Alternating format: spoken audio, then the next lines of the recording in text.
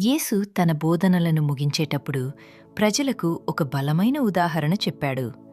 ఈ కథ వినేవారికి మాత్రమే కాదు, విని జీవించేవారికి ఉద్దేశించినది.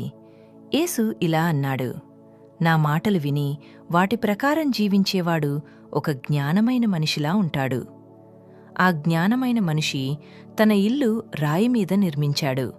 ఆకాశం మేఘాలతో నిండింది, వర్షం కురిసింది, నదులు ఉప్పొంగాయి, బలమైన గాలులు వచ్చి ఆ ఇంటిని కొట్టాయి.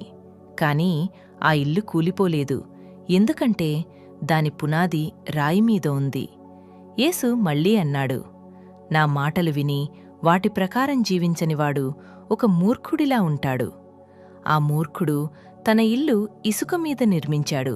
వర్షం కురిసింది, నదులు ఉప్పొంగాయి, గాలులు బలంగా వీశాయి. ఆ ఇల్లు ఒక్కసారిగా కూలిపోయింది, అది పూర్తిగా నాశనమైంది. యేసు ఈ కథ ద్వారా మనకు చెబుతున్నాడు, వినడం సరిపోదు, ఆచరించాలి. బైబిల్ వినడం సరిపోదు, దానిపై జీవితం నిర్మించాలి. యేసు మాటలే మన జీవితానికి పునాది. రాయిమీద నిర్మించిన జీవితం తుఫాన్లను తట్టుకుంటుంది. ఇసుకమీద నిర్మించిన జీవితం చిన్న పరీక్షకే కూలిపోతుంది.